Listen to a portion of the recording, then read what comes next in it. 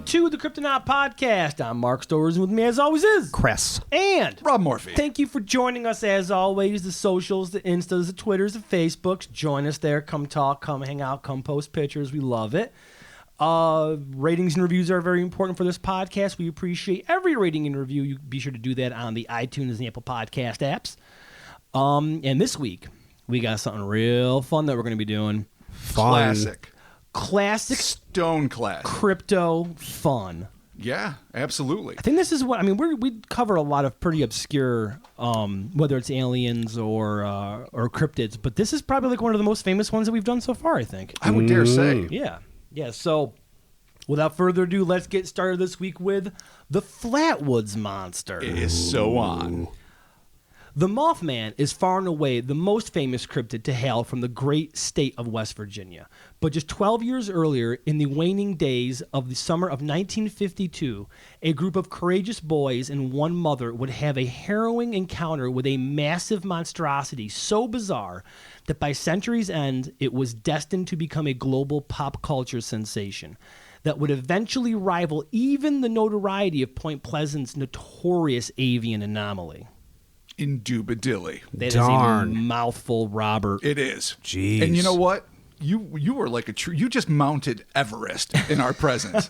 You tongue twisted your way up McKinley, and you planted your motherfucking flag. Dude, the K2. I'm so proud of you. Did I just K2 the Flatwoods intro? Yeah, Is that you what totally I did, man. All right, well, I'm going to go back to base camp and have a beard and drink soup and have coffee. So, but I'm pretty stoked on Flatwoods, man. This is like one of my favorites. One of the classics. It's something I think we've all heard about since we were kids. Anyone that's probably interested in aliens, cryptozoology, anything paranormal, probably at least heard of this, read about it in some book or saw it in some documentary when they were young, and it's one of the ones that sticks with you. This is one of the great things because we like to keep it obscure with the Cryptonaut Podcast.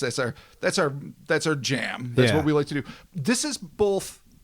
It's not obscure. It's very famous, but it is so fucking esoteric and extraordinarily weird that it totally fits in our wheelhouse. So let's begin at the beginning. Let's get it going, Robert. Located in the center of West Virginia's Braxton County is the town of Flatwoods. Incorporated in 1902 and supporting a population of just 277. A modest amount of souls. Flatwoods is a quintessentially quiet American town. But that was not the case nearly 70 years ago when eyewitnesses swore that they had an incredibly close encounter with a colossal creature from out of this world. Shit. Yes, I know. The encounter with the creature in question, sometimes known as the Braxton County Monster, the Green Monster, or as it is most commonly referred to, the Flatwoods Monster, began as the sun dipped low on the horizon at approximately 7:20 p.m. on September 12th, 1952.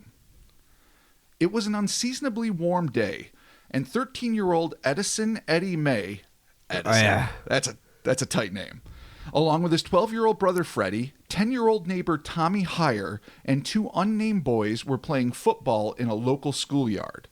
They were about to call a play when one of them noticed a massive reddish fireball streak across the dusky sky at an astonishingly low altitude.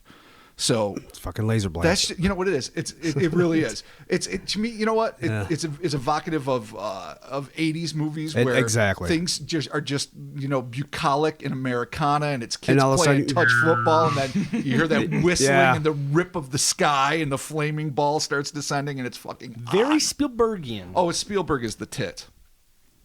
The stunned boys stared skyward and braced themselves for what they were sure was going to be a massive impact.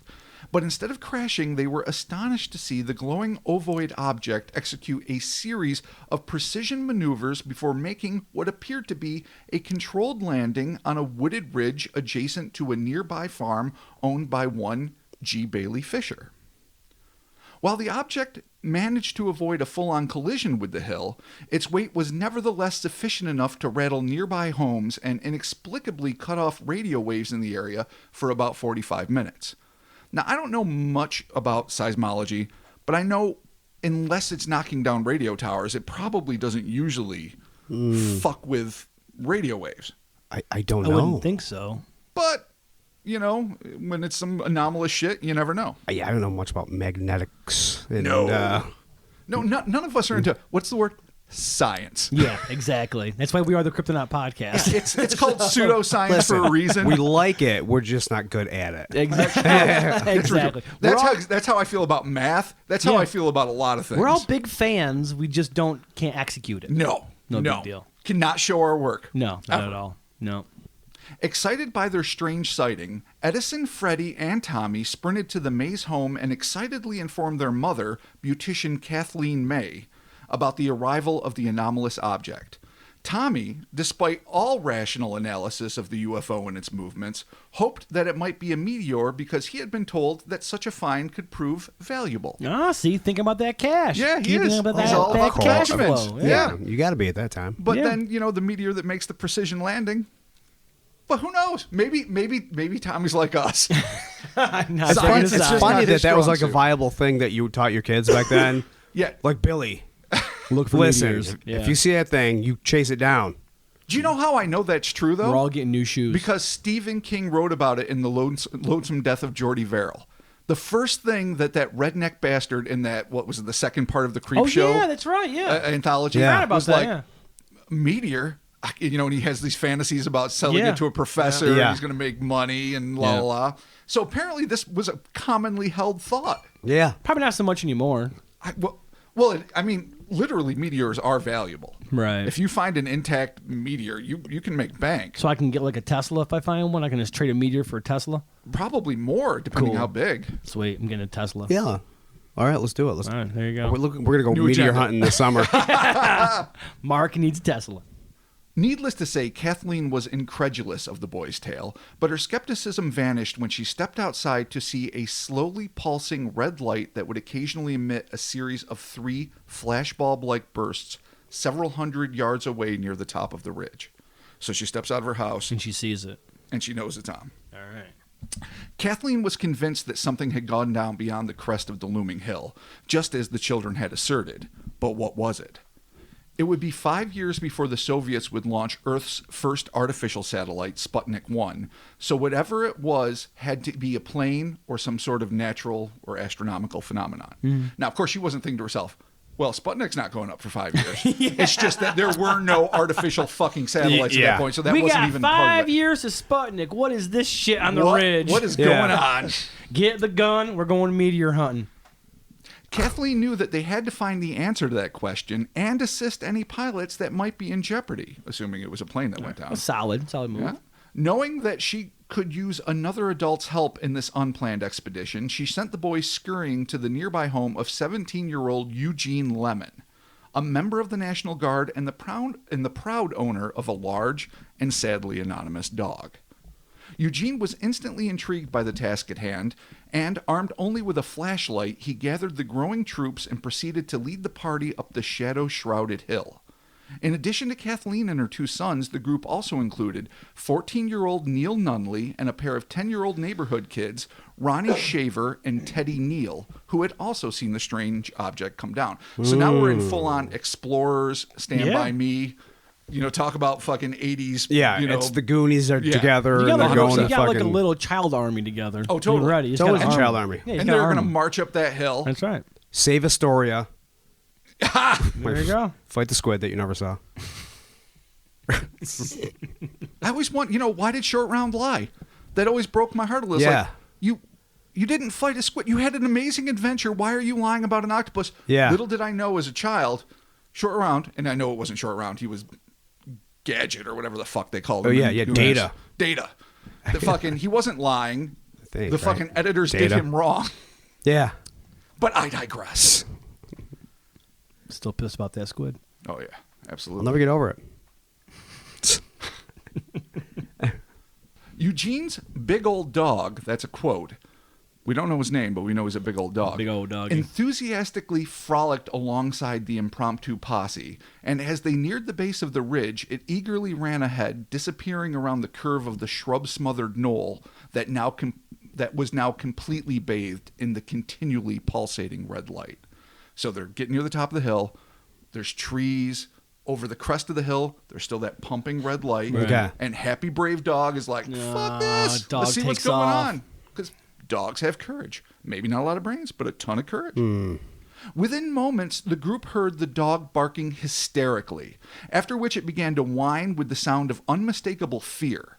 Eugene had never known his hound to be afraid of anything, and he picked up speed in the hopes of helping the animal. Oh, man. Suddenly, the dog burst through the thicket and scurried back around the oddly illuminated hill.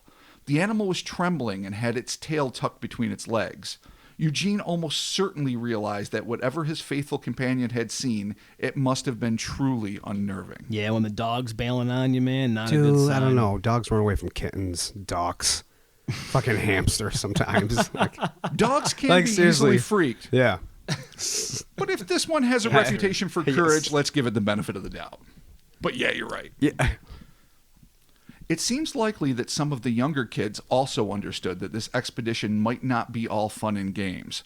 But if their resolve to get a better look at the downed astrophysical phenomenon had been tamped down by the sight of the frightened canine, the nerve shown by Kathleen and the older boys to push on must have been infectious, because all of the kids followed. Oh, wow. Yeah. So they lost none of the posse. Bravery and It's still spades. Spielberg so far. Yep. It should also be mentioned, in deference to the extraordinary loyalty of dogs, that Eugene's lumbering pet ignored its obvious distress and meekly followed its master back up the mount. So I know you love your dogs, It's Mark. a dog. That dog saw something, got cowed, Yeah. and is like, all right, Eugene, doing this is it. the way it's got to be. We're doing it. You're you know fucking why? up. It's a goddamn dog. That's why. It's a goddamn dog Till is death why. do us part. He gave him a Scooby snack. No. Said, come on. Come on. Oh, Dogs, Dog was like, all right then. dogs have bravery. Rockers. Rockers. I have been Ruckers. dying to hear Scooby say that my whole life. Ruckers. Eugene and Neil took the lead. As they reached the apex of the hill, they suddenly noticed what they later described as a huge, circular, faintly glowing mass of red coals, which they estimated to be approximately the size of a house, resting on the ground about 50 feet to their right. So once they crest the hill, it's not just a pulsating light anymore. They're actually seeing what this is. And it is a fucking ovoid object about the size of a house, whatever that is. I don't know if it's a ranch, 3-story Victorian. I don't know. I assume a house, whatever. And it looks like and this is a quote, a faintly glowing mass of red coals. Yeah. So that's some fucking shit. It's just like a glowy rock from like the early Big Bang. Like, Yeah, no, yeah, You know like, what I mean? like Like with the cracks in it, the Yeah, fissures right. and whatnot. The object was bizarre for many reasons, not the least of which being the fact that it looked less like a piece of technology and more like a strobing, self-illuminated collection of semi-molten rocks. Eugene and Neil rushed toward an old wooden gate which separated the group from the field wherein the object had come to rest. The teens looked consternated. Should they approach the throbbing ovoid or stand their ground? As they considered their options, Kathleen and the others joined them at the gate. Generally speaking, I'm going to say safety-wise, don't approach a throbbing ovoid. Yeah, that's a good yeah, that good almost call. it made me laugh. I had to make myself Yeah, laugh. no, it's true. Sounds like, come on. Throbbing Throbbing ovoid. ovoid. Yeah, I know. Throbbing ovoid 2. The return. So, a house-size molten hunk of pulsating Stay away from it, dude. huge. Stay Yeah. away from it. I mean, you got to be afraid of radiation. You got to, and even if you're not thinking that in 52, it's hot. It's Wow. potentially dangerous. If it's a fucking meteor, I mean, pre-Sputnik, anything went. Times Yeah, were no, wild. you're Yeah, right. generally Yeah. that doesn't happen. Like, things don't just not crash or explode. oh no, If it's that's a meteor, the thing. they don't just hang is- out and Right. Like, it's 100% not a meteor. It looks, well, it doesn't even necessarily look like a meteor. It looks like a natural sort of thing, I guess. Right. Even though there's nothing natural that looks like a round, cracked, molten ball, really. But it doesn't look like a UFO or a flying saucer or some sort of spacecraft. It just looks like something that could have been ejected from a volcano or whatever. But it's huge. It did not crash. yeah, it's weird. And it's just sitting in a field pulsing. So it's odd. Danger. Will Robinson. Lava people. The search party was so distracted by the sight of the gigantic glowing rock that they failed to notice the low-hanging smoky vapor which had begun to drift around their ankles like a sticky, sentient fog bank. Like the boys, Kathleen was so focused on the mammoth orb before them that she hardly noticed the inky haze that was creeping up their legs. She would later comment that she initially thought that the night was foggy and that there was a mist in the evening air. That was until she realized that the mist, and this is a quote, had a metallic smell which burned our eyes and noses. Suddenly the group became overwhelmed by the mist's nauseating odor. From the throbbing ovoid comes the mist. Comes the mist. Not Metallic good. mist. Metallic As if all of this weren't weird enough, the utterly horrifying experience this intrepid party would have in the next few seconds would put the little community of Flatwoods on the front pages of newspapers across the globe and ensure that the date of September 12th, 1952 would be celebrated by ufologists and paranormal investigators for generations to motherfucking come. So you got your throbber, Right. You got your mist. Yeah. Now it's on. Well, this is where It's it kicks officially off. coming. This is the party. It's where it happens. While the group's attention was justifiably focused on the colossal radiant orb pulsing in Fisher's field, none of them noticed the hulking thing that stared at them with fiery orange and green eyes from the shadows of a cluster of oak trees less than 10 feet to their left. The valiant old mongrel that had stuck by its master's side even though it had sensed there was mortal danger on the ridge was the first to notice the presence of this inhuman entity. The dog whipped around with a snarl, focusing on the wooded area behind them. The animal, born and bred to protect those that it considers family, bared its sharp teeth and uttered a deep, guttural growl. The hair on its back bristled as the group turned to see what was wrong. All right, so here I'm going to have a little breakdown. All right. Like, right. There are numerous, sometimes conflicting versions of what transpired next, but we can manage to piece together a general timeline of the events based on the reporting of both journalists and the paranormal investigators who swiftly descended on the scene. One such researcher was West Virginia native Gray Barker, the writer who introduced the world to the vegetable man, as I think we all recall. Oh, vegetable man. Who arrived at Flatwoods within days of the incident to write about the event for Fate magazine. In an interview with Barker, it was Neil Nunley who claimed that after the dog's warning, it was Eugene who was the first to notice a pair of blue lights just beneath the branches of a great old oak. Kathleen then told Lemon to point the flashlight in the direction of the shining apertures. None of them were prepared for what the light revealed. The group was stunned into a petrified silence, except for Kathleen, who gasped in terror. At the sound, she and the boys were suddenly squirted with a viscous, oily substance that sprayed from the massive creature. Sticky, terrified, and wrapped with fear, this is what they saw.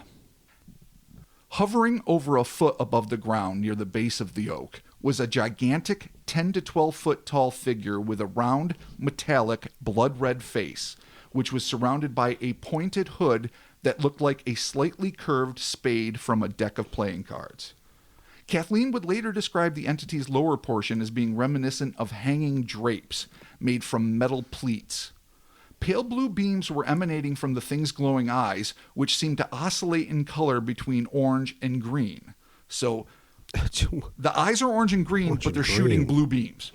Okay. Now, a lot of our listeners are probably very familiar with what Flatwoods. Yeah, it's a classic. Like. It's a classic image. Are you guys? You guys are both familiar. Oh, with yeah. it, basically. I've heard of it, but I've never did a deep dive into Seen it. Okay, so bust out a picture there. Here's the thing. This is what happens when you have a lot of different eyewitnesses that see glimpses of it, and they feed this to different media sources. I'm going to just paint the picture they painted, and then we're going to try to assemble something cohesive. Kathleen also noted that the creature had small claw-like hands that extended in front of it.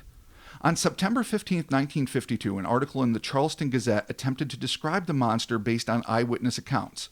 Employing a classic staccato journalism style, the reporter took down what Kathleen described. The monster left tracks from 6 to 8 feet apart, wore a suit of green armor, looked like a mechanical man, was 10 feet tall, 4 feet wide, had a blood-red face, sported a black spade-like cowl which extended a foot or more above its head. It had claws like toy hands, orange-green eyes the size of $50. It lit up like a Christmas tree with some sort of interior lighting system. Noted radio host and journalist Frank Edwards described the entity in his classic 1959 book Stranger Than Science by stating, Whatever it was alive. And it was a giant by human standards. The flashlight showed the head and shoulders of a creature slightly less than 10 feet tall. It appeared to be wearing a helmet of some sort, projecting from a dark blue-green or greenish-gray body, which reflected the flashlight beams like rubberized silk. That is a fucking phrase. Rubberized? That, you know what? I love it. It's almost like Cormac McCarthy. It's super evocative, but it really means fucking nothing. Means nothing at all. Yeah. But we can all imagine, like, ooh, soft and sinuous. Yeah, not glittery. And rubbery as fuck. Yeah, like rubbery, but kind of like shimmery. Like super bonded Like silk. It belongs in Dune. Basically. Oh, totally. It belongs in Dune. It belongs in, That's the first thing. It's Harkonnen is the Dills. Yeah. Rubbery silk. So wait, you said he left tracks? There were tracks that were found. Yes. Okay. We will definitely get to that. Yep. In a Sunday, September 14th, 1952 article in the Charleston Daily Mail, Kathleen and Freddie described the thing in even more detail. Kathleen began, "We got close enough to it so I could see exactly what it was. I was as close to it as the length of a small car. I was close enough that it squirted oil all over my uniform. The thing lit up from the inside." That's the second time we hear that reference. Yeah. So it's got some sort of interior illumination. It looked more metallic. Kathleen would amend her earlier statement regarding its arms by clarifying, "Now it didn't have arms. It looked like something like antenna sticking out from it. The head was a red color. Now right around the neck, it looked like the neck would rotate. It was just kind of floating. It was about a foot to a foot and a half off the ground. It would be Freddie, her son, who would be the first to officially speculate that what they ran into was not, at least superficially, of biological origin. This is what he said. It was mechanical. It was not alive. Maybe inside the thing, there could have been something that was alive, but what I saw was either a small spaceship or suit of some kind. Something it was wearing. It was mechanical. Over the head was a big ace of spades covering. It was something that looked like a helmet, and I think it was." As fascinating as this is, I can't remember if he's 10 or 12 years old, this motherfucker should have been writing for Marvel Comics from word go. This is 52. Yeah. He's essentially describing sci-fi concepts that had not come into popular vote, be it Iron Man's bodysuit or be it things like we discussed, like with the Faceless Fiend of Tengu, where something that looks like an android, a humanoid automaton, could actually maybe be a craft or a base or something. So I think it doesn't prove that what he saw was true, but boy, it shows he's a bright It's kid. an interesting kind of theory, though, that it's not an actual creature, that it's like some sort of like an automaton, like just straight robot, or that, like he states, it's like a small craft with something in it. Plus, it's squirting oil everywhere. Which is weird. Which is not a biological thing unless you're like a squid, right? Well, unless it's like... Well, they're saying oil. I mean, it could have been like space jizz. It could have been a lot of things. There's no reason... Listen, biological things spurt all sorts of shit. Right. Blood, saliva, whatever. So maybe it's not oil, but yeah. Well, no, unless it was something mechanical and... Yeah, I mean, we don't know Or something if they're for another if it was planet a- they happen to refine. If it was like a leaky robot or something. fossil then fuel-based Yeah, aliens. there We you don't go. know. Maybe they come here because they love our sweet, sweet, oily just, planet. dude, they're squirting dead dinosaurs everywhere. Ha! So, all right. I know this is big, and I'm trying not to overwhelm our listeners with this, Right. but it really is important because this is one of the most thoroughly chronicled and famous cases in the history of American close encounters. So I'm really trying to paint as complete a picture as possible. And another thing that's interesting about what Freddie said is that the lower half of this thing is kind of Dalek-esque. And that's sort of a pioneering thought in that what the Daleks are these little tiny scummy organic things that live in these robotic shells. Yeah. Yeah. So I'm not going on a limb and saying that people at the BBC were influenced by this real life American case or anything, but it is interesting. Freddie also corrected his mother's description of metal pleats on the entity's skirt, claiming what Mother described as pleats of hanging drapes were actually tubes running vertically. They were metal. They were actually metal pipes. They were as thick as my arm, and the eyes were portals. So he's actually claiming he could kind of see within the eyes, I guess. Interesting. Some have surmised that the metal pipes that Freddy referred to might have been part of its propulsion mechanism, or perhaps they were part of the concealed creature's life support system, assuming, of course, that anything was alive inside the armor. The gang took all of this in a matter of seconds. So that is the grand description. Yeah. So let's go right back to the story. The dog growls, they turn around. And they see this thing. There's this thing. It's looking at them. They're looking at it. It blasts oil all over them. And now we resume what's happening. It was like a few seconds they went when up they saw to that. it? Because No, they said they were a car length away, but they just turned around and it was already a car length away, or they saw it and slowly got to a car length away? It was about 10 feet away. And the way I've always read it and heard it is that it sort of emerged from the shadows of the trees, like it was hanging out in the old oak grove. It sort of hovered out maybe a few feet. So maybe we're talking about a distance of 6 or 7 feet between. They're still standing. Now their back is to. So it moved. They didn't pulsing. move. No, Right. they didn't move. Okay. So the orb is behind them. They're standing there. This thing's coming towards them, less than 10 feet away. Say 7 feet or so. The gang took all of this in a matter of seconds. Then, without warning, the looming inhuman apparition suddenly lunged forward, chopping the distance substantially. Closing the gap. Suddenly lunged forward toward the terrified observers by vaulting forward on its metal base. This abrupt movement was followed by a shrill hydraulic hiss, and the group was once again overwhelmed by the sickening, acrid odor. Did this being eject this noxious smog as a defense mechanism against what it may have assumed were hostile aliens, or was it merely exhaust fumes, or something else entirely? I mean, we just don't fucking know. Right. But it came out. Regardless of the being's intentions, as soon as it lunged, Eugene screamed out in shock, dropped his flashlight, and collapsed backwards in a dead faint. This would be the straw that broke the camel's back, and blind panic immediately set in on the group. Kathleen, Eddie, Ronnie, Tommy, and Teddy staggered back, turned, and made a mad dash down the hill. To their eternal credit, Neil and Freddie scooped up the unconscious Eugene and hauled their comrade down the knoll, no doubt terrified by the prospect that the gargantuan alien entity might be hot on their heels. Tommy would later recall telling legendary author, zoologist, and paranormal investigator Ivan T. Sanderson that he had to crawl under the fence to get away, but that the terrified Kathleen May performed a feat worthy of an Olympian when she cleared the same 6-foot-high gate without even opening it. So she just fucking, I imagine she grabbed the side and whipped her legs over. Yeah. Adrenaline and terror. You're going to pole vault that thing. When the search party finally reached the bottom of the hill, most of the group became violently ill and began vomiting. Kathleen knew that it was more than just the fear and the spontaneous physical effort that was making them nauseous. She feared that they had all been exposed to something potentially terrible. These fears were only exacerbated when members of the mob all began to exhibit additional symptoms such as skin rashes, swollen throats, and red, irritated eyes, and even nasal passages. These symptoms lasted for weeks. Kathleen prayed that her children would not suffer permanent damage from their all-too-close encounter. Eugene, who had actually been rendered unconscious, suffered the most. Throughout the night, he endured repeated bouts of vomiting and seizures. Thankfully, he survived the ordeal, but he was plagued with serious complications involving his throat for several weeks after. Jesus. Intriguingly, the doctor who treated him and several of the other witnesses claimed that their symptoms were not unlike those described by victims exposed to mustard gas.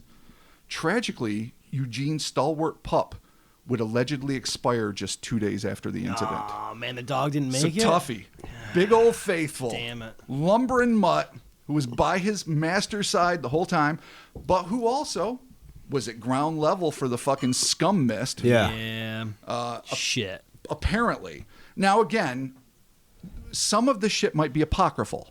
Right. That's the thing about things like this. Like, there was pretty good reporting at the time. There have been books written about it. But, you know, some of it, I mean, Right. I have no reason to suspect it didn't happen, but some of you got to take with a grain of salt. Now, too. we're just going to say the dog died a goddamn hero. Oh, yeah. Absolutely. Sergeant McPuppins. Aha! R.I.P. If I ever own a dog, It is absolutely Sergeant McPuppins. Right. Yeah. Goddamn bravest dog in the world. Oh, bless his heart. Bless his goddamn Defending heart. his master from aliens. Died from the mist. After arriving home, Kathleen wasted no time in contacting the local sheriff, Robert Carr, who in turn contacted the co-owner of the Braxton Democrat newspaper, A. Lee Stewart. So she calls the cops. Cops call the press. It took the sheriff a while to arrive as he was already investigating what had been reported as another potential plane crash some 11 miles away from Flatwood at Elk River. Nothing was found at the scene. Could another UFO have landed in West Virginia on the exact same night? I find that just fucking weird. Like, Yeah, it's bizarre. We will get into it a little later. People were seeing UFOs galore this night. It wasn't just the 277 in Flatwoods or however many actually saw it. But the fact that, a small town sheriff is investigating another potential plane fucking crash on the night when people go up a hill thinking they're going to find a plane crash and end up running into a fuck-sucking That's alien. what I mean, like potential. That means somebody thought they saw A plane crash. Something, light or something go down. Something bright and pulsating, and it came from the sky. So you assume it's got to be an airplane. Right. No one's assuming. Well, most people aren't assuming it's something, extraterrestrial or whatever. Sure.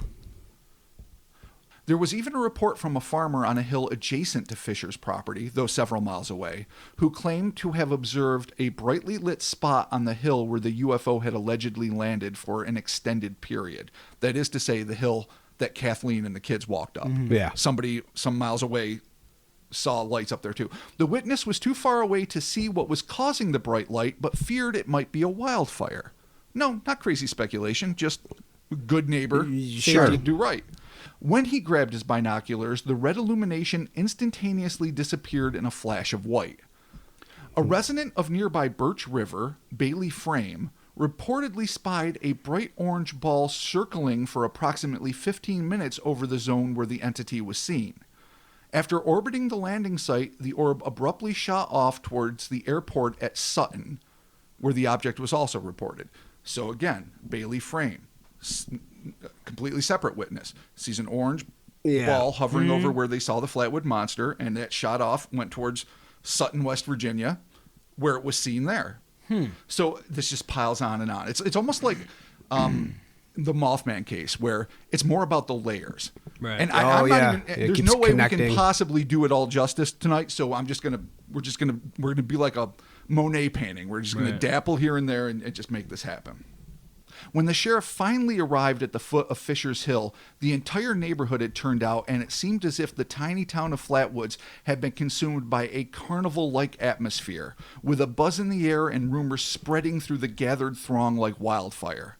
Authorities were eager to get to the scene of the encounter, but it took some convincing to get Eugene to ignore his fear and his illness long enough to reluctantly escort the sheriff and the reporter up the hill to the scene of the run-in. According to Stewart. Stewart is the guy who owns the local paper. He's the reporter. We had to coax Eugene to go back. I had to keep my hand on his shoulder. He just shook and shook like he was scared to death. Once atop the hill, the trio noted a sickening, burnt metallic odor, as in the scent of a burned-out vacuum tube in an old TV set. That's what one of them described it as. So, I don't know if you guys remember old tube sets, but when they burst, that kind of nasty... Weird ozone. Yes, almost, ozone's perfect, yes. So that's what it's like, lingering in the air. Stewart discovered a long pair of strange tracks, this is where he found the tracks, on the ground, as well as traces of a gooey black liquid on the trees and grass. But there was no sign of the 10-foot-tall, potentially cybernetic creature or the colossal glowing orb that it had evidently rode in on. While the being may have left Flatwoods, it apparently remained in West Virginia, as legendary Mothman Prophecies author and paranormal investigator John Keel reported. According to Keel, the next morning on September 13th, 1952, a young couple who had evidently requested that their names be withheld had a terrifying encounter with a similar creature just 20 miles southwest of Flatwoods in Frametown, West Virginia. According to the couple, they were driving through a wooded area when their car engine died. The husband got out to check the engine while his wife remained inside the vehicle. It was then that he noticed a weird light pouring through the trees at the side of the road. Overcome by curiosity, the man pushed through the thicket in order to identify the source of the strange luminosity. It was then that he noticed a feeling of a gentle electrical jolt that rippled through his body. This was before he became overwhelmed by a sickening, sulfurous stench that compelled him to return to the car. As the hacking man collapsed behind the wheel, his concerned wife shrieked when she spied the terrifying creature that had apparently followed her husband out of the woods and was making a beeline for their vehicle. From the waist down, the floating 7 to 9 foot tall entity seemed identical to the being described the night before. The man and his wife would state that it seemed to be hovering in a bucket-shaped apparatus, which I guess is the most basic way to describe a floating chariot. It's a holster. bucket. It's a bucket apparatus. Yeah. That was covered in tubes, which is kind of like what Freddie May said. Well, I mean, the Dalek is like an upside down bucket. Yeah, totally. Kind of, right? Sort of. And this weird skirt thing that it made people often think of it as like a witch-like thing. That could be just like a weird. That's like a trapezoid. Yeah, exactly. Shape. Totally. That was the bottom half. The top half of this thing, however, would be a completely different story. According to the pair, the top half was not covered in rubberized silk with a rounded helmet and a spade-like collar, but was exposed to reveal a humanoid torso and a head that bore distinctly reptilian features. It also had a pair of arms that tapered down into 2 claw-like appendages. Was this what the Flatwoods Monster actually looked like? Are these people high as fuck? We don't know. Maybe it shed its armor. Yeah, no, and that's what a lot of people assume, because this is... Well, the other one had claws, too. Well, it had little Yeah, antennae but things. this has distinct humanoid features. Yeah, but it said claw. One of them said claws. Yes, Right. But it was requalified. I think Kathleen May requalified it as weird kind of antennae type things. Yeah. What I would assume, presuming that this is the exact same creature or one of an identical species or whatever, is that the hands would be on the inside somehow maneuvering the bio or the cyber suit or whatever the fuck it would be, the vehicle. Yeah, it's like its own little Gundam. Yeah, Yeah. exactly. Yeah. Super Gundam. Yeah. And so that the hands wouldn't necessarily be on the outside if it was Right. just using Yeah. this. Yeah, it's got little protective suit. levers and pulleys and pressure hydraulic It's like a fucking systems Rube and- Goldberg mechanism. Yeah, That's it's fucking got like madness. foot- it's got It's like a foot- steampunk. Yeah, it's got like foot pedals and like one of those ropes and periscope pulleys. things. I can't believe and- no one's ever done a steampunk Flatwoods Monster. Oh, somebody better. They're gonna have to. There's so much Somebody cool better. Flatwoods Monster shit. Let me out say there. this It's so officially. cool. Not it. Yeah. That's not for me, but I would love to see it. That would, yeah, totally. All right. So from it's obviously getting some sun from the waist up. It's Yeah. a reptilian. It's a super hyper, overlord of the world There you go. with 2 fucking fingers. The terrified twosome watched in horror as the inhuman thing floated around their car, staring in at them with an icy gaze. That's a shitty scene. The Not best good. gaze. Not That's good. worse Icy than Cujo. gaze. The icy gaze. The creature then placed 2 of its fingers on the hood of the car, and the couple stared in shock as the paint began to bubble and blister from the heat of its scaly digits. Oh, hot to the touch. Yeah. Ooh, it's got some chi. Mad It's chi. got some fucking There chi. you go. Hadouken, bitch. Hadouken. It's gonna go full Dragon Ball Z on him. To what must be their everlasting gratitude, the being decided against extricating them from their car with force and simply turned around and vanished back into the woods. A moment later, a luminous, pulsating sphere arose from the trees and ascended into the sky, whereupon their engine reignited and the couple were able to continue with their journey and likely into therapy. Yeah, you're not gonna be recovering from that one. quickly. That's a fucking... If you didn't have a concealed carry, you're gonna get a concealed carry at that point. Would you ever drive down a back road again? No, not at all. And Yeah, I would be I- armed all I the don't time. know. I might be a shut-in. Yeah. I mean, this thing floats around your car, gives you the old icy stare, Yeah, puts your gives you finger the on your 2-finger hood. melt on your Yeah. sweet... And you know Yeah, it's this a is what I sweet can do. car. Look. Gives you like Bubble. gives you a half a Hadouken. Yeah. And then fucking splits. Then books. It's like, Yeah. you got lucky, kid. Yeah. Kids. Yeah, it's gonna ruin your year. Quite possibly half a year. I'll be back tomorrow. That's what I would be freaking out about. See. Or next year. You'll never know. 2 years from now. Oh my God, the worst. So, unlike the misrepresentation of the case in the History Channel's Project Blue Book series, Ooh. I'm not gonna. All right, we knew this was coming. It has to happen. I got to talk about All right, well, it. let's You're just, you know what, digging. let's just say, just real quickly, how do you feel about this? Here's how I feel about it. Okay. I was super stoked, and I get what they're doing. It's like a proto X-Files historical fiction piece that's trying to recast J. Allen Hynek as a Fox Mulder-esque character that was, digging deep into the underbelly of a grand conspiracy. Right. I don't think that necessarily represents the reality of what happened. Here is my beef with it. The production design of the show is so incredible. I don't mind taking liberties with stories, but if they could have just used the budget they have and the great resources they have to authentically tell the stories of these encounters, to stay more true to the actual story, it would be brilliant. It would be absolutely brilliant. Because what they managed to do, and I have to admit, I didn't watch past the Flatwoods episode because I realized this was not my cup of tea, is that you actually took a story that is so far what we've read is so intrinsically fascinating. They pared it down to a mom and her son and daughter walking up into the woods and then just seeing this weird tree Groot type thing in a fiery forest or something. And I'm sorry if I gave spoiler alerts, but that's absolutely not what happened. And it would have been much more fascinating to actually depict it accurately, even if you're going to fictionalize Hynek's life around it. And, why and wouldn't all you? the weird stuff. Yeah. Why make it less intriguing than reality? Yeah, I don't understand. So that's my fundamental beef. All right. And so they're doing fiction. That's their thing. I would much prefer an authentic series that took Project Blue Book's best cases and did great historical reenactments. Right. But who the hell is going to pay to see that? So Yeah, it is. So what be it. Unlike the misrepresentation of the case in the History Channel's Project Blue Book series, in the 1990s, Kathleen claimed that she was confronted by two men not long after the event who first identified themselves as reporters, then admitted that they were with the U.S. Air Force and that they had been dispatched to interview her about her encounter.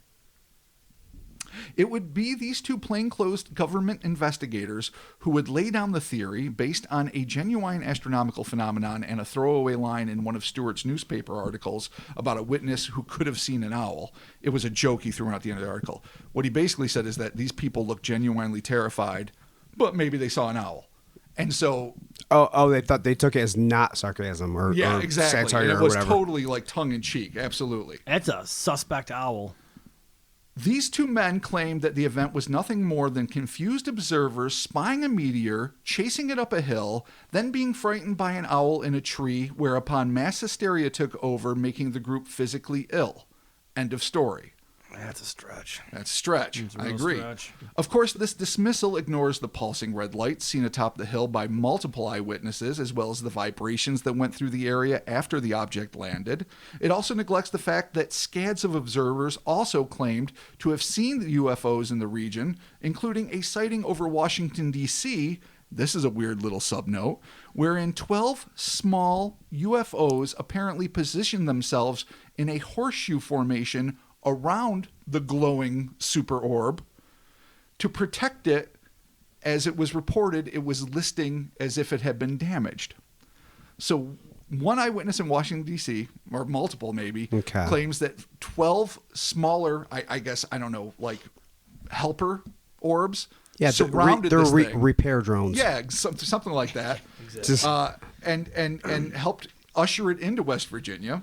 Said damaged craft was later seen over Front Royal, Virginia, then over Burnsville and Heaters in West Virginia, before the last group of witnesses finally saw it land in Flatwoods. So there was a trajectory and multiple eyewitnesses in different states. Right. Again, none of this is explained by a fucking owl and I shit your pants fear. Well, dude, there's the smoky oil owl. Oh, yeah, well, that's true. They're rarely seen, but often heard about. He hangs out with a mirrored night gull that we talked about. The mirrored night gull. Nice. Yeah. Oh, I love that. All right, so let's just wrap this up. Owls, meteors, and mass hysteria also fail to explain the fact that, allegedly, All of the Flatwoods eyewitnesses eventually expired to cancer. Oh, man. Some sources claim that until the day she succumbed to throat cancer, Kathleen rued the day that she and a bunch of curious kids decided to leave the comfort of their familiar environs and hike into what may have well been a lethal encounter with an alien unknown. Oh, they all died of cancer? So every one of them. Listen, again, it could be somewhat apocryphal. Some of them could have ended up being fucking coal miners. They all could have been chain smokers. Could have been smoking there could have butts. been other, No, but I mean, that's definitely factors. cancer. That's 100%. Like if you go to the doctors and say, if you look up the records, it says they all died of cancer. I can't swear that's true. Okay. Which is why I say allegedly. Okay. The reports come in, and all I can do is just encapsulate them. Yeah. But, I mean, what I do believe is true is that she, because this was something told by a friend, believed that something she had been exposed to, specifically the noxious fumes. Right. Again, I don't know if she was a smoker. I don't know what else she might have been exposed to, was directly linked to her death. So that much seems to have been confirmed. In terms of every other kid dying of cancer of the throat or lungs, I can't swear that's true. Okay. But that's part of when a story gets this big. Yeah. You know, I and so think- you can't judge all of it, you know, like with equal veracity. Right. What you just have to take it in is the general thrust of it. Right. This is why, to me, it's so important, and at least on par with Mothman, because Mothman covered like over a year and tons of eyewitnesses, and was really an incredible series of events that I don't necessarily think led to the collapse of the Silver Bridge. We'll save that for the day we do that. Yeah. But I think was usurped by that tragedy so that people didn't focus on it anymore. But this is a much more singular event, well, duo event if you count the anonymous couple the next day. car, yeah. And a series of UFO sightings that happened the night before. But it really made a mark on American culture. It certainly made a mark on that community, and it's one that's like you don't know why is something like Cisco Grove virtually unheard of, Right. Right. and things like this and Dover Demon are literally household names in terms of, you know, geeks like Yeah, us. totally. There's no way of knowing why, but it is super important, and to me it ranks as one of the most fascinating and significant cases of its ilk. But it was big, and we dealt with a lot of it.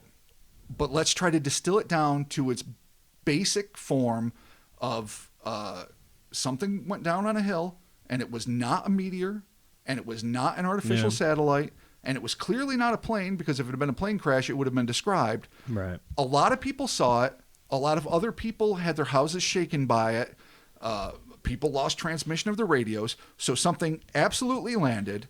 There's only that group of people to specifically say what they saw come out of said vehicle or whatever it was. Right. But none of them, you know, they elaborated on each other's stories. Certainly young Freddie had a lot of information he wanted to extrapolate on, but none of them contradicted each other, really. No, and you have two separate incidences. You know, of people seeing some this thing. like dude clarified like what his mom or whatever said, but that doesn't mean he was right just because. No, absolutely not. So you're like, so what do you do here? Which one do you? But to me, that's not the point. The point is, he wasn't saying, "Oh no, it was hot pink and had tripod legs." Yeah. If they were doing stuff like that, then I'd be like, "Okay, Right." No, I'm not saying that's. I'm not saying that's I debunked it because I'm just saying they do have different stories of what this thing looked like. Still, they have different variations. My point is this: they have different variations of the same story. Yeah. So what I'm trying to establish now are the almost indisputable facts. Everyone can dispute something. Right. But and correct me if you guys think I'm wrong. Virtually indisputable. Something landed on Bailey Fisher's farm land that night. Yep. Indisputable. Don't know what it is. Yeah. Not saying it's an alien craft. Right. But it's not a meteor. It's obviously not an artificial satellite. A group of people went up there, and they were consistent in their stories of what they had seen. The people that knew them reported that they seemed genuinely afraid, and you know, a lot of them spoke to their veracity. Again, that doesn't prove what they saw was true. They weren't disputing among each other the core description of this creature. Right. Yeah, no, I wasn't saying that. No, I'm I saying wasn't. sometimes the devil's in the details. I Agreed. want to know the details. No, but all I'm trying to do is establish basic parameters of agreeable facts. I'm actually a lot more leery about the next day sighting. John Keel came up with this story some years later when he was the couple or whatever further researching it, and he claimed to come across them. Now I know some people think Keel is dubious. I like his work. I think he was a passionate researcher. I'm a big fan of John Keel. Yeah. I'm not saying that everyone is gospel here, but you got to use your own instincts and take things with a grain of salt. But I do find it a little bit shadier that these people didn't come forward right away, and I maybe the reptilian angle always rubs me the wrong way a smidge. But I'm not hating it. Just stop denying the power, man. Jesus. But it's fascinating to think that it was essentially the same thing, but with half of its armor gone. It sounds like it shed its armor. Yeah. Like it had to get the wrench and change the spark plugs and get into the guts of the ship. No. So he just ripped off because the shirt. It does have almost the same exact type of description as the one that was up on the hill. It just sounds like it's armorless. Even the fact that it is a little shorter than the other one would be explicable by the fact that without its big cowl. It took the big old helmet off. Yeah. Without the spade hood. Yeah.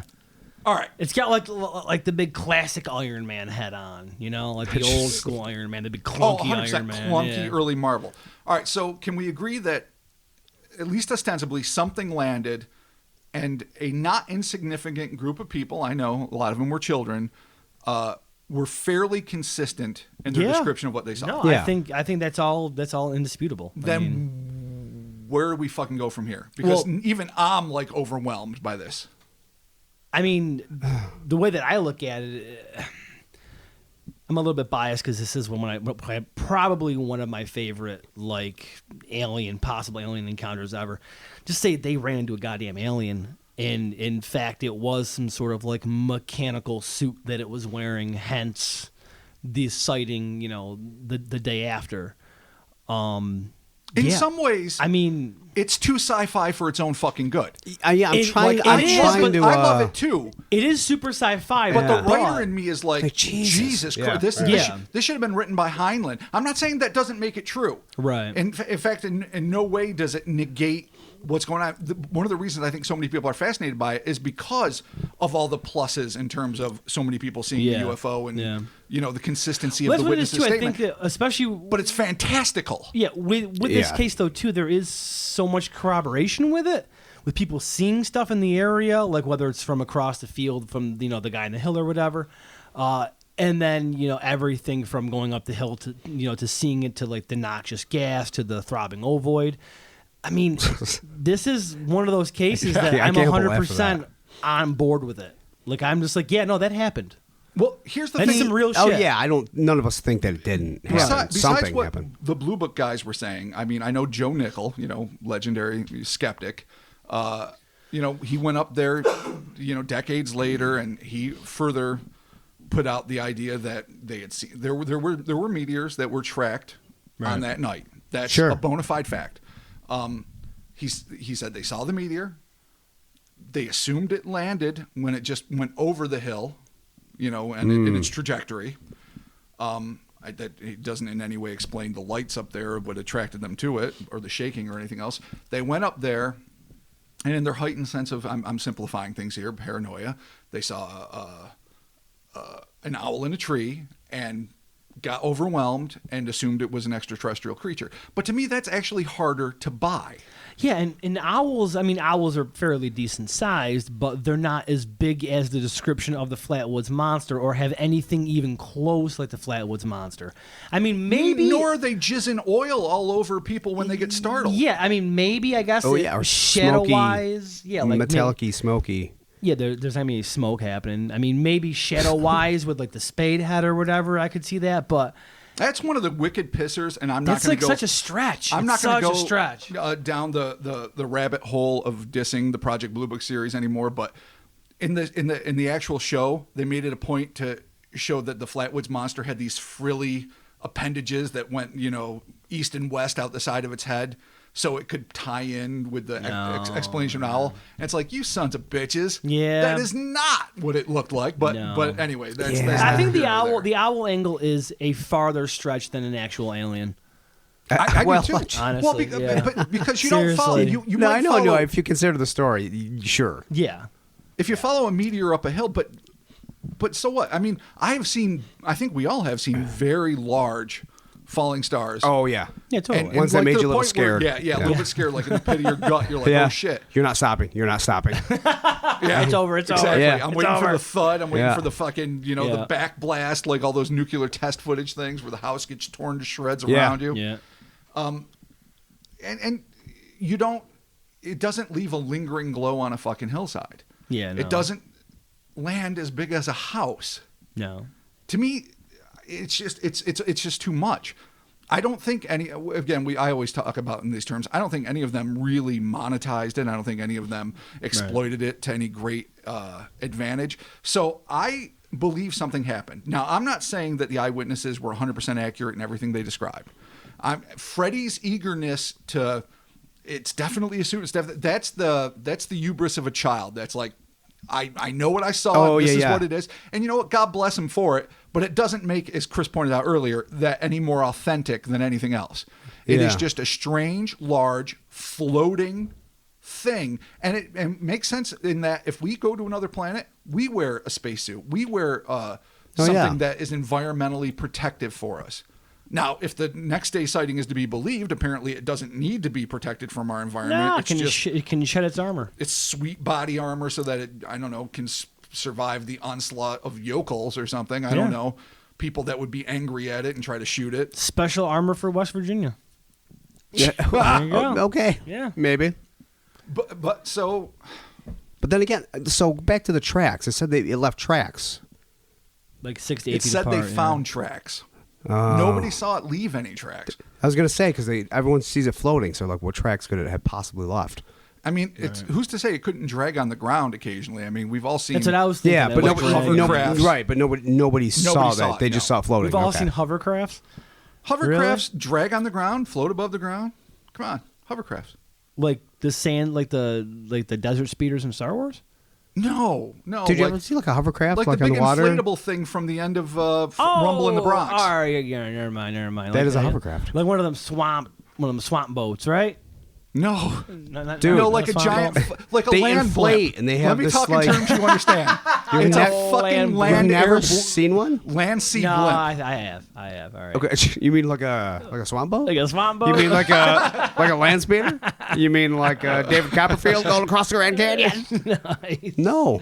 All right, so I think that we can rule out an owl. Again, because I'm a little bit biased for this, and this is one of my absolute favorite cases. Oh, my God, yeah. I'm just saying it's an alien, that they straight had an encounter with an And alien. this is one of those cases where it's too good to be true. It all seems to point to it. It seems to have come in from outer space. It had, if it wasn't a vehicle, at least it was a large, weird thing that landed easier than it ought to have. Right. It's mechanized. It can float. It can shoot viscous, misty scum that might be just exhaust fumes, or might be a way to get rid of enemies. Yeah, I was wondering about that with the people getting sick with the metallic mist. Like, okay, so if that's like just exhaust, which could make sense, that because as humans we wouldn't be at all adept with dealing with something like No. that. Whatever it's powered by, whatever hell sulfur I mean, it's powered by. if we were like deep breathing, Right. hyper space diesel So, fumes, or- it would fuck you up. or unless possibly it is some sort of like gas weapon, like a defense weapon. Those that would when seem to be the two best That options. when it lands, that it just happens to deploy the gas so that it can kind of like maneuver without worrying about Don't getting know. attacked. Maybe by it the was local just on, populace. like a car's on, and just emits shit when it's on. Right. Yeah, like simple Yeah. exhaust emissions. Yeah. It could be something completely But as the innocent oily as shit, I don't even emissions know. that human beings and dogs apparently are not prepared to handle. Right. Or again, it could be defensive. If we were visiting a planet that had relatively primitive, hyper violent, hairless fish things instead You of got to hairless deploy the apes. gas for defense. Yeah. man. Dude, it's just like if the video camera was invented really early, I know. and they had like, and it was just black and white at this time, and some Right. people just got footage, it would just look like a movie made In that 19, yeah. Yeah. Yeah. like exactly like that. It is that sci-fi and it is that out there. Except that it wouldn't look like a 1950 sci-fi movie. It would look like a 1960s Marvel comic. Yeah, it's more and a 60s-ish. 1970s. Right. But It was cutting edge. It wasn't necessarily reflective of the sci-fi of the time, which is another thing that I think credibility is a hard word to say. It doesn't necessarily lend credibility, but one of the things that makes me not think it is just kids that just went to see a sci-fi movie and are just reinterpreting it in real life is because these are concepts that weren't really being dealt with a lot, and especially early 1950 sci-fi. I mean, it's 50 fucking 2. yeah, movies. I would like to get a deep dive into what was going on in any kind of comic or just some rotating series of sci-fi. Oh yeah, like Astonishing pamphlets, Legend. going around at that magazines. time to just see what if they there's were anything, doing. like, Oh, yeah. similar, Not to say that they would make it up, but embellishment for sure is an option on the things. And classic like pre-Forey Ackerman sci-fi story magazines. Were definitely having aliens in armor and things like that. I mean, that was not a brand new concept at all. So there's a lot of things that we could say that could be misinterpreted or outright lied. But you can't get a crowd to see fictional lights on a mountainside or a hillside. You can't get that many people on board with that. Yeah, separately your recording house it, doesn't tremble from its foundation up when it's fucking mass hysteria. Yeah. Or And does yes, it? I mean, yes, I would kill for them to have had some CC footage or an early iPhone or anything. That's it's The funny. iPhone This shit doesn't happen now. I know. No, so I was We just all have thinking. it, and Yeah. that's the not. heartbreaker. Yeah. You almost think aliens are so savvy they're just being dicks about it. Right, they're like, like oh, they they know got- what eras they can get away with shit. They have Twitter now. We can't go down there because they're going to be tweeting about us. Hashtag aliens for life. Yeah, can't do Plus, it. again, it's the 50s. It's post World War II. Right. Everyone's a little jumpy. It just seems the craziest shit seems to happen. It was in that decade it after. was the high time for it to happen. Yeah, it was. I feel like I'm usually not the conspiracy guy, but I feel like there's just almost needs to be a you connection think there There between is one sort of more, conspiracy World War one theory II. that, in deference to good guy that he is, like him a lot, Nick Redfern. The Rand Corporation at the time was apparently working on crazy 10-foot tall scarecrows that emitted terrifying sounds and maybe even offensive smells that they were going to deploy in different nations to intimidate the enemy. It's like really rough. I have to admit I didn't really bone up on this one, but I did read this theory in the course of the piles and piles of research I went through, and I have to say that was kind of intriguing. Now, it doesn't explain the UFO landing. It doesn't explain a lot of things, but the idea of a 10-foot tall, strangely illuminated, offensive smelling terror crow. Yeah. Is interesting, but we can't just say, well, then there it is, Right. and dismiss it all. It's not like a Roswell fucking nuclear test balloon. Why would they theory. deploy it in West Virginia? You got to test it on the local populace, man. Yeah. And think about it. Actually, a small town like that with such a small population is Yeah, where absolutely. you want to test it because what was it 277 people that live there or some shit? Yes, exactly. You could probably wipe them out and it would just be collateral damage. I'm not All right, saying that's you a should, little more brutal. I'm I not don't saying think you should anyone do would that. want to It kill, is, but with the Rand the Corporation, fucking government, man. even though when you said that, I'm thinking of Iron Fist and Danny Well, Rand. of course. Yeah. Every time we I'm say like- the Rand Corporation. Like fucking Danny Rand, god damn it, that guy can't get a fucking break. I would think you would test something like that out of your nation, but who knows? No, you Listen, test it inside. I put it your on own the people. table because we like to put everything on the table. And Nick Redfern's awesome. Oh, he's yeah, the best. he's awesome. He's so cool. Yeah. He's such a good dude too. So we have a lot of shit. All right. And in the end, I think I'm going to go with you, man. I mean, think it's again, I'm totally biased because it's one of my favorites. Fucking extraterrestrial. It's a fucking extraterrestrial, man. It's a goddamn spaceship. It's got goddamn Yeah. space armor. It's got space gases. clearly It's got space space oil armor. A jizz. goddamn Sergeant McPuppins goddamn put his life down down. to fucking protect these people. America. Exactly. Really? Chris, what do you Or think? will he replaced by a doppelganger and it wasn't really the dog. They took the dog. I thought you weren't the conspiracy guy. Wow. Things have changed. Yeah, they have. You guys New are just being pod. straight arrows, so I have to throw an alternative idea. Okay. All right. Well, this marketplace of ideas is open to your interpretation. Sure is. Okay. So it's either aliens or the government did some fucked up shit. Okay. Now, what I mean, it could be a super alien false flag. I don't know what the purpose would we're be. bringing false flag The into fucking this? government. Just something to In the like, 50s. if there was one thing that had to be hidden, one fucking thing that was so crazy, and everyone's like, "Oh shit!" If people find out about this, it's going to be a panic. It's going to be fucked up, and they're like, "Get the Rand Crow." Fucking, we're going to West Virginia. We are going to make a stir. Everyone's going to look at this for this hot minute. And this is way pre the internet when attention spans were a lot longer. And if you could consume everyone to just look at this one thing, then maybe you're missing the real UFO landing 11 miles away at Elk River. Oh, And so I'm not taking paranormal off the table. I'm just saying, dude. make a whole big to do at Flatwoods. This is like the Gulf of fucking Tonkin. Oh, you think it's a dude? Jesus Christ. I'm thinking they were still thinking about Nazis, and they're like, well, UFOs are the rage, so we make something so fucked up that actually has Right. chemical weapons.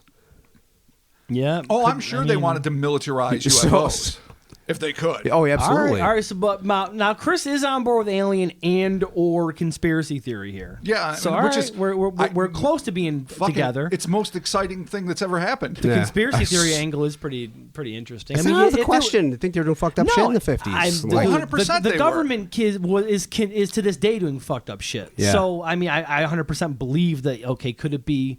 I don't 100% believe, but is there a possibility that yes, this was a false flag perpetrated by the U.S. government to keep the populace busy while something was actually happening over here? Of course, it's always a possibility because it's just the way that I shit loathe works. myself a little for wanting to just say it's got to be an alien because it's. I know. What if we're buying it, dude? What if we're buying the We're hype? buying That's exactly it. And it. Chris is the one that's woke as fuck. Hashtag Chris woke as fuck. Dude. Over here, eyes wide open. Facts and science. Knowing what the fuck FEMA Area 6, Texas, knowing what's happening. Wow. Yeah. That's right. I'm not saying I know things, but I know things. Can't talk about it, but That's what makes me nervous when Chris says shit like that. 'Cause you and I jump on the aliens, we're like, it's an alien with a spacesuit. And then Chris is like, yeah, no, I know the fucking real story. yeah. No, you don't know. Got fucking Nazis hang gliding into fucking Utah. Patient zero, man squirrel. Patient zero, It always goddamn goes man back to that. squirrel. Yeah, Son of a always. bitch. All right, so I'm gonna still ride my bias into the ground and just say, you know what? I love this case. Are and we it's an not even going to alien. indulge in an ultra-terrestrial? Are we not even going to think? No, don't bring it up. Some No, you magically fucked up. can't. We You can't, fucked You know, up. it's Don't funny bring it because up. I never think about it in terms of this. Yeah. Like things I mean- like the Casablanca entities or other weird things where it's so hallucinogenic. You're like, oh yeah, that's weird. This really, you know what this feels like? Fucking your jalopy broke.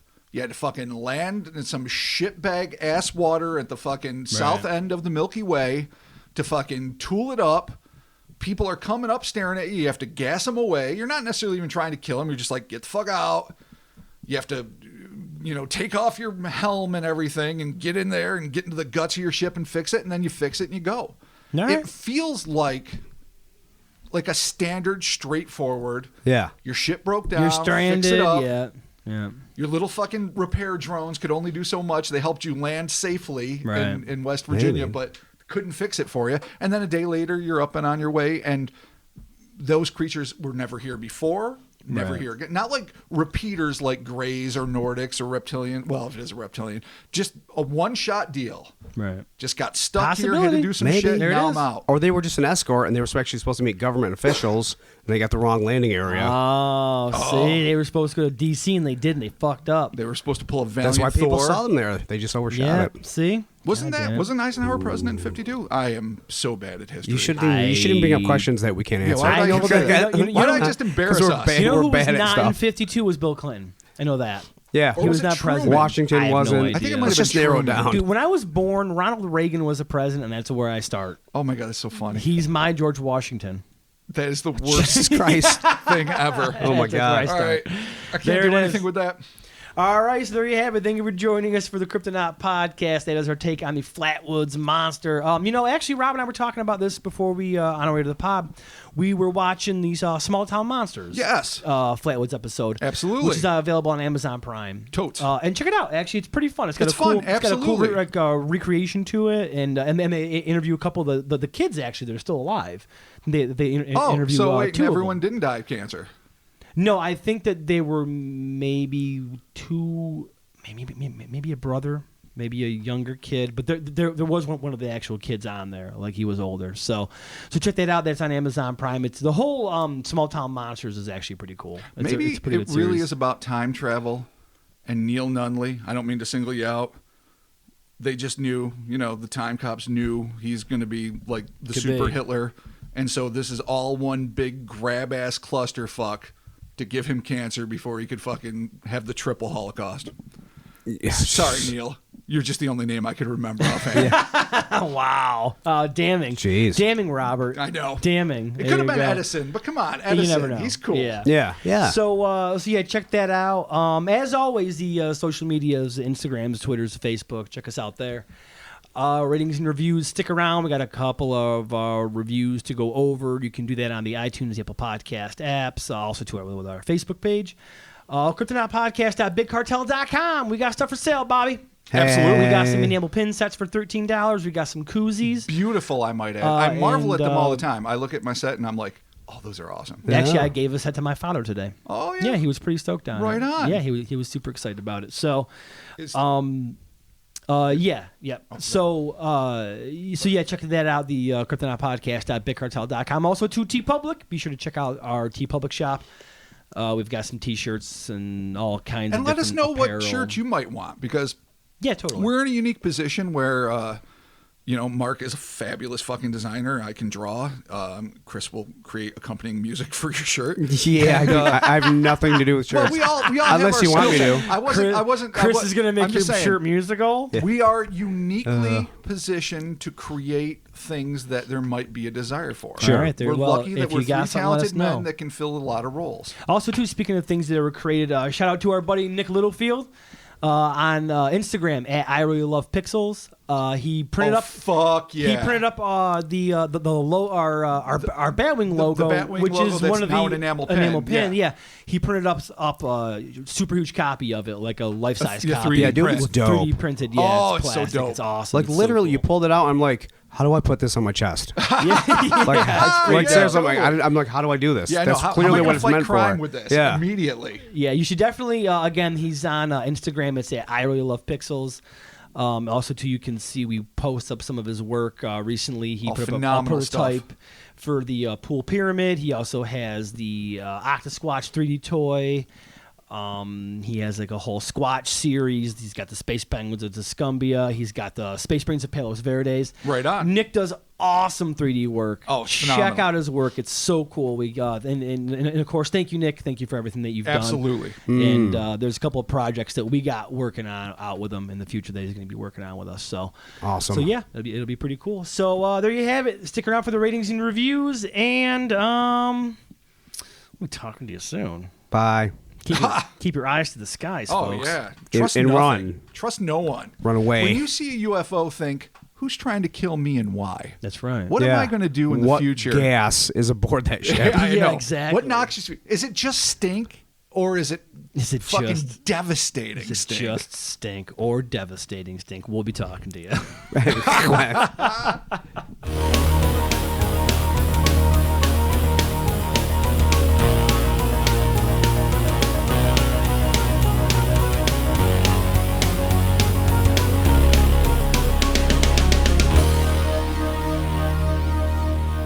All right, thanks for sticking around for the ratings and reviews. These are coming to you from the Apple iTunes and the Apple Podcast apps. 5 out of 5 stars. Ghoulish Effects. Our buddy from shit. Instagram. Yeah. She just recently did a really cool reptilian one that we inspired her to do. A reptilian makeup thing. And Oh, it that's looked awesome. amazing. She is shit. mad Dude, talented. she's so dope, dude. She's so cool. So, all right, she goes on to say 5 out of 5 stars. These bearded cryptid Charlie's Angels are the kings of the strange and unusual. Even if you are well versed in cryptozoology, these guys will teach you something new and keep you laughing with every podcast. They truly are so personable that it feels like you're chilling with your best friends. I dare you not fall in love. Oh, Thank you. sweet. I would This be in apple love pie. with me. I feel like you're right. Be sure to check her out again. That's Yes, Chris, and we've all fallen in love with her. I know. Be I sure to can't check her fall out. out of love with Chris. I just can't do it. Are we going to do this now, really? I'm just Is this saying. the time we're going to do the, right, I'm sorry. the You and I Love Chris pod? I love you too. I mean, I love you too, but we're No, we obviously all all love each gushing on other. Chris. Yeah, I well, you know. have to. All right, It's just the way it anyway, is. on Instagram, I'm be sure to aggressive. be sure to follow GhoulishFX on Instagram. You're aggressive, Jesus Aggressive Christ. and attractive. You are aggressive. That's You- why you're like, I can't get away from you, man. I can't quit you. Is that what it is? I can't I don't quit know. you. Yeah, maybe. Or I'm not you. Don't be me. Yes. Is that one too? I don't know. All right, cool. Can we Are we a please job? move I on? won't quit. All right, be sure to follow her on Instagram, ghoulish_FX. She's got some really awesome work. She really So does. thank you very much for your secondary review. And Robert, moving on. All right. I'm going to take us to the land of the Facebook. Oh boy, my favorite spot in the fucking world. No doubt. Yeah, not really. Sarcasm. Hey, listen. But let's not hate the players. Listen, Zuckerberg. Just Let's the game. Okay, let's do it. Kelly Armstrong Oh, sends us a what up, review. Kelly Armstrong? And her review is sweet and to the point, and I love it. I love this friggin' podcast. Awesome. Oh, Actually, geez. Kelly's been a listener forever. I know. She like since the beginning. She's been around. So what up, Kel? Oh yeah. Bless your heart. All right, cool. Moving on here. You have ruined my weekends. Oh. 5-star. Shoot one in your eye. Okay. Here we go. Okay. All right. Here we go. Is it a Christmas Story reference, or does it get a lot uglier? I think it's a Christmas Story reference. All right. Love this podcast to death and back. While on the hunt for a new podcast about all things weird, I ended up digging up this national treasure. I started by choosing a random episode just to see if it was worthy, and after about 36 seconds of listening, I came upon the reality that I am the one that is not worthy. I immediately went to the beginning of the show, catalog, and started my listening journey from there. I'm a construction worker and listen while on the job. I have to say, you three fellas make the end of my day feel nigh. I am actually upset come Friday because I have to endure 2 days without Rob's eloquently articulated chronicling. Chris's quips and theories and Mark's musical interludes, hence my ruined weekend. Keep up the good work. Keep the tales of the weird coming, and mid-show breakdowns, breakdowns, cue Mark's growl. Robert, a.k.a. Robert, Ohio guy. Wow. Nice. That was fucking That was awesome. awesome, yeah. Oh my Jeez. god, I mean, thanks, man. that And, was a fucking ego inflating yeah, ride. shit. Thank you, sir. Yeah, don't Robert. be laughing if you're really high up and Yeah, you know, no, don't just- fall. Don't Jeez. don't get Yeah, hurt. no, but I'm glad that podcasts over the last I don't know, fucking 10 years or so have helped me get through my soul crushing job. So I'm glad that we can. Yeah, oh, yeah, I'm definitely. glad that we can provide that Yeah, to other pay it people. forward. Yeah, totally. All right, Robert, continue. This one is from Shonda D'Ambrose. Super excited to hear the upcoming episodes on the Vermont Awful and the Van Meter Visitor. Wink, wink, nudge, nudge. Rob. You know what that is? Wait a minute. Subtil. Oh, so Rob, So- that's for you. Here's what I would say to this, Shonda. Van Meter, fucking A. Of course. It's fun, yeah. Yeah, no, that's incredible. That's basically a fucking kaiju, That's you know what it is. It's totally it's if Subaraya was trying to adapt the Necronomicon in an old west town Nice. in the 1970s. It is a fascinating thing. I will say this. I will have to admit this. I do not know what the Vermont Awful is. That's what I was just going to bring up. I'd be like, the I'm Vermont unfamiliar. Awful. I've actually gotten a couple messages about this. It's a whole thing. Check it out. You'll love you know it. what? It's cool. I know about the Rhode Island Inconsiderate, and I don't care for that one Nice. at all. Oh, the Pittsburgh who gives a fuck. That one's a jerk. The fucking New Jersey indiscretion. Really? Is that what? Oh boy! Every Indiscretion. But yes, but Shonda, I will be looking up the Vermont Awful, and you can absolutely expect Van Meter because it's just fucking so goddamn cool. All right, this is coming to us again from the Apple iTunes. Thank you, 5 stars, Johnny Fast Hands. Hello, folks. Jeez. Is he a poker player? Johnny Fast Hands. You don't want to yeah. fuck with Johnny Fast Hands. Hello, folks. I'm writing to you from Santa Cruz, CA, home of the Lost Boys. Just True wanted to that. say thank you very much for Love that putting movie. out such an awesome podcast. It keeps me entertained during my work week. You guys have an awesome chemistry with each other, and it shows with the good quality stuff you guys put out. Again, please keep up the good work, and thank you. Sincerely, your biggest fan, Carlos. Well, Awesome. Well, thank you, Carlos. Oh, yeah, dude. And fucking way to be in one of the coolest places ever. Yeah, wait, what do you mean fucking skateboarding. Santa Cruz? Oh, Yeah, dude. I assume Cruise Records was there because Yeah. it's called Cruise. Santa Cruz, the skateboard company, Cruise Records, totally. So, we're freezing our ass off in New York. So, Oh, Rob, we sure are. What we have is a review from James Morrison. The guys are funny and entertaining, plus they usually pick topics that I haven't heard over and over. I love the show. Thank you, James. And yes, Word. we do our diggity you. damnedest to keep it kind of fresh because none of us want to be bored together. No. Listen, we did a classic. We just We did did? classic. Yeah. You can do some classics, but you got to keep it fresh, and you just can't keep just beating the same. You can't chainsaw the dead horse anymore. Chainsaw the dead horse. No. All right. No, there's There a you point go. where it's Don't- just going to don't be do that. molecules. Yeah. Yeah. You got to move on. Yeah.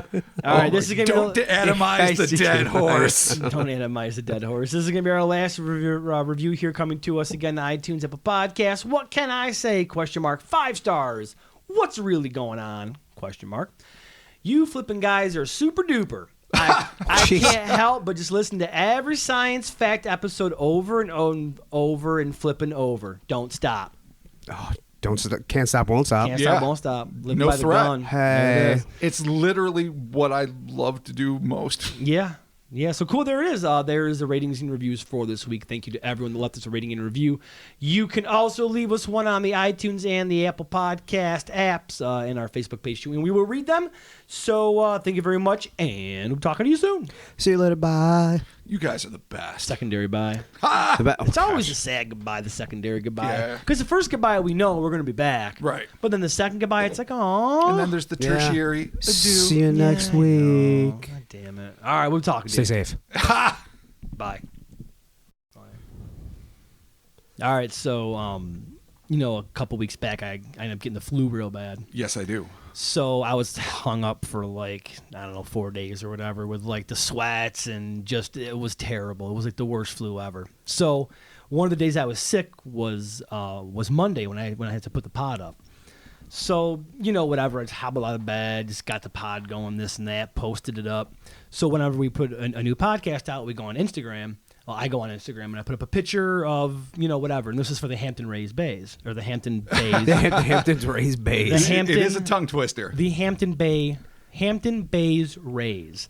So there was no picture to put up there. Or No, whatever. I mean, well, they're invisible for one thing. Yeah. So what I ended up doing was looking for a picture of the sky critters or Right. whatever. Yeah. So I put the picture up, and then this is the picture that I put up.